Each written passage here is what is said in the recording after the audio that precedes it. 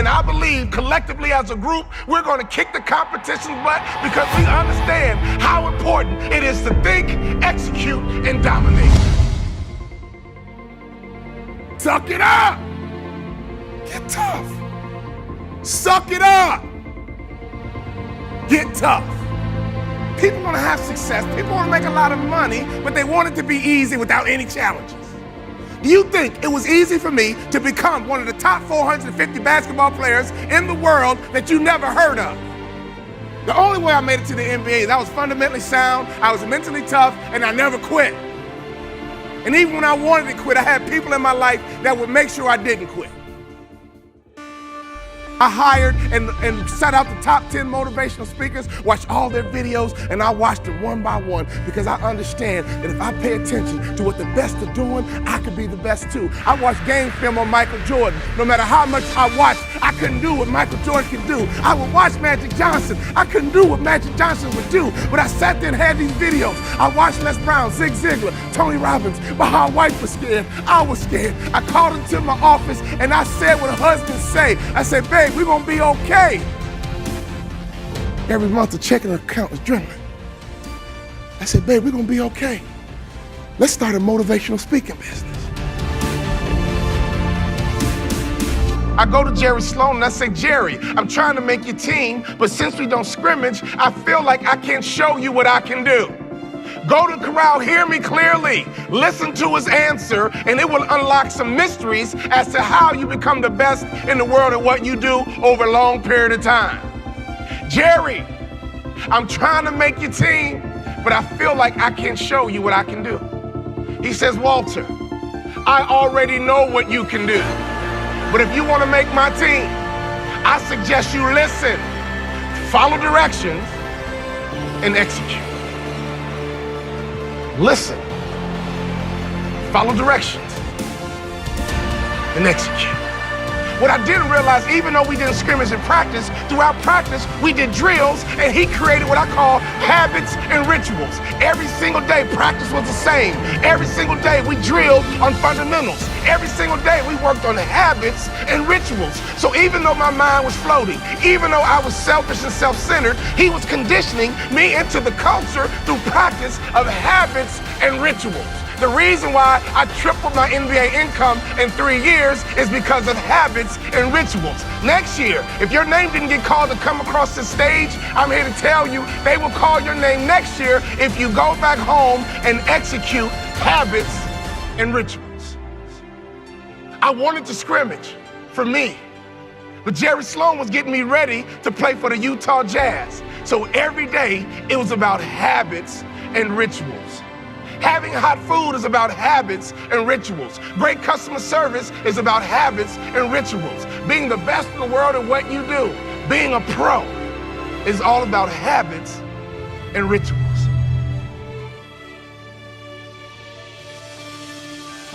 Let me tell you something. I learned a very valuable lesson when I played for the Utah Jazz. I had a point guard on my team who's arguably the best point guard in the history of the NBA. His name is John Stockton. John Stockton would go to a chiropractor 4 times a day on game day. You know what I said to myself?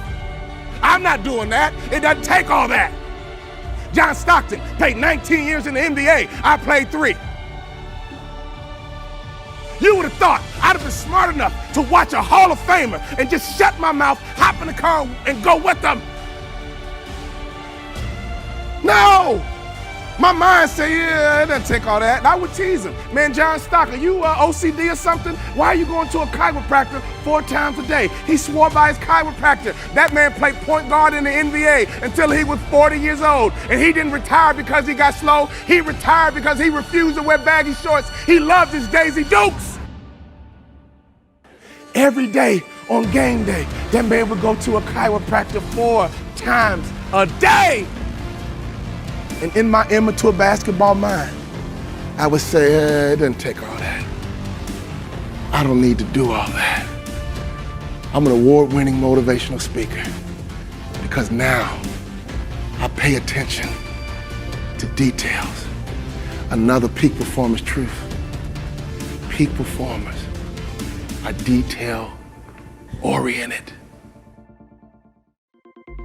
The reality is this, there are 450 ball players in the NBA every single year.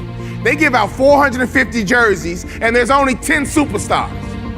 So while the general public focuses on the superstars, professional sports is really made up of guys like me. Every single day I drilled the fundamentals. So when I left sports and got into business, I didn't focus on making money. I focused on fundamentals because I understood I made it to the NBA because I was fundamentally sound. So when I get into business, if I become fundamentally sound in business, and if I become the best in the world in business, I bet you I can make a whole lot of money.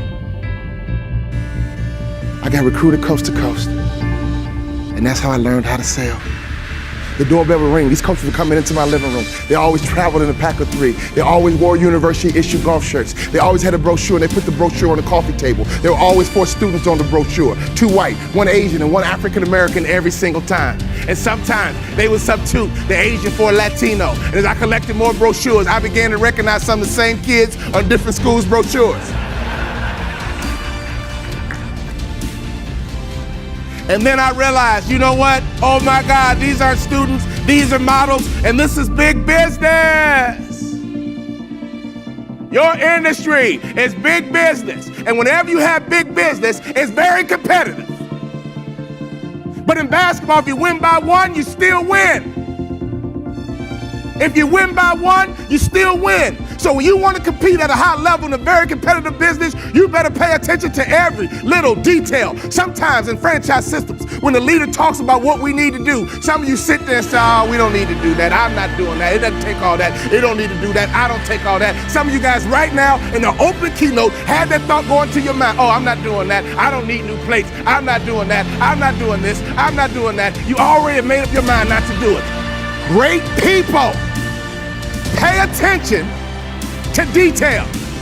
So at this conference, don't you dare let your mind say, oh, I'm not doing that. It doesn't take all that. I'm not doing that. It doesn't take all that. You'll be average the rest of your life.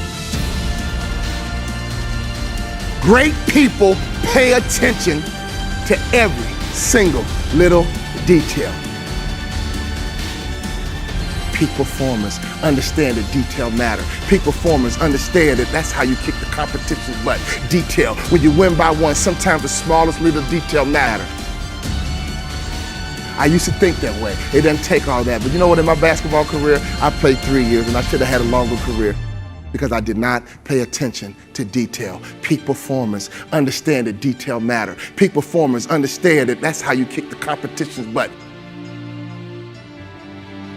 The first day of high school, I walked in full of confidence. I believe confidence is arrogance under control. I walked in my first day of high school full of confidence until I passed the principal's office. And he was 6'6", 240 pounds. Everybody else called him Mr. Bond, but I called him Dad. That first day of school was the longest day of my life. I attended high school in Chicago's inner city where my father was a principal of my high school. I got to the lunchroom and I ate lunch all by myself. I could hear my classmates whisper, that's the principal's son, that's the principal's son. Where? Right there. I couldn't wait to get home. I made up my mind, when I get home, I'm gonna throw a pity party. Go ahead and cry, feel sorry for yourself. Be angry, be frustrated, but I only give you 3 days. I went home that first day of school and I threw me a 3-day pity party. You guys don't know me, but I know how to party. Peak performers always think positively. So go ahead and throw your pity party for 3 days, and that's it. Every other thought after that 3rd day, make sure it's positive. If you see you or feel yourself thinking negatively, stop it right there. And reprogram your mind to think positive. I'll give you 3 days. Go ahead and do it. I do it myself all the time. But I threw that 3-day pity party and came up with a plan. I'm going back to high school. I'll be starting a baseball team, basketball team, football team, president of my journalism club. My classmates are going to vote me most likely to succeed.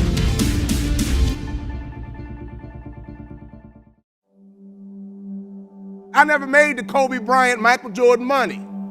I was terrified of becoming that athlete who went broke. And for months, I saw my checking account dwindle every single month. College educated, college degree, but every month my checking account was dwindling. I had no other skill sets. I had sold out to the sport in which you have to do. To play pro basketball, you gotta sell out. So here I am, 31 years old, wife and 3 kids, mortgage clicking every single month, and I was scared. When I was an immature basketball player, I didn't get that concept. I had another teammate named Karl Malone, who arguably had the best body in the history of the NBA. I would go to restaurants with him, and he annoyed me. I couldn't even imagine what the waitress felt like. He annoyed me. Now, he had the best body of all time in the NBA, but he annoyed me at restaurants. He would order grilled chicken Caesar salads, and he would ask the waitress, when you grill my chicken Caesar salad, could you make sure there's no char marks on my chicken breast? You want her to levitate the chicken over the grill? I mean, what do you want her to? Very picky, very meticulous. Will Walter Charmarks have carcinogens? Carcinogens create cancer. I want the chicken breast, but I don't want the cancer. Another time he ordered a chicken salad. This man was 6'9", 256 pounds. He always ate salads, and I rarely saw him clear his plate. Had the best body of all time in the NBA. He ordered a chicken salad one time. It came with hard-boiled eggs. The salad came out. Before the salad came out, he says, I don't want hard-boiled eggs. They're high in cholesterol. And we're in Salt Lake City. They all know who we are. We're the only brothers in town. Well, Mr. Malone, the salads are pre-made, and the egg is crumbled over the salad. Well, would you mind picking it out for me? He annoyed me. I would go behind his back. I would apologize to the waitress and give her an extra tip. Me? I ate whatever they brought me. French fries, cool. Gravy, cool. This the wrong order. I'll keep this and I'll eat the other food you bring out too. He annoyed me when he ordered food because I thought he was difficult. Karl Malone played 20 years in the NBA. I played 3. I actually have motivational speakers calling me saying, Walter, we're in a recession. I'm thinking about quitting and getting a real job. Now, isn't that an oxymoron? A motivational speaker quitting. You know what I do when I get those phone calls? I motivate them to quit. Because in my mind, if it's going to be a dog-eat-dog world, I'm going to be the big dog. And I always ask them a question because they say, you know, Walter, the economy, the recession, the economy, the recession. I don't trust the media. I was a high school basketball star. I began to deal with the media when I was 16, 17, 18 years old. I understand how the media operates. I understand how they make money. So I always challenge these motivational speakers. Well, if we're in a recession, how do you know? Prove it to me. Answer's always the same. Heard it on the news. What are you allowing the media to do to your mind, your approach, your outlook? Are you kidding me? I could always hear my daddy's voice. I don't care where I was. I could be on a school bus. I could be in the lunchroom. I could be on the playground. I could be somewhere I shouldn't be. I could always hear my daddy's voice. My daddy could protect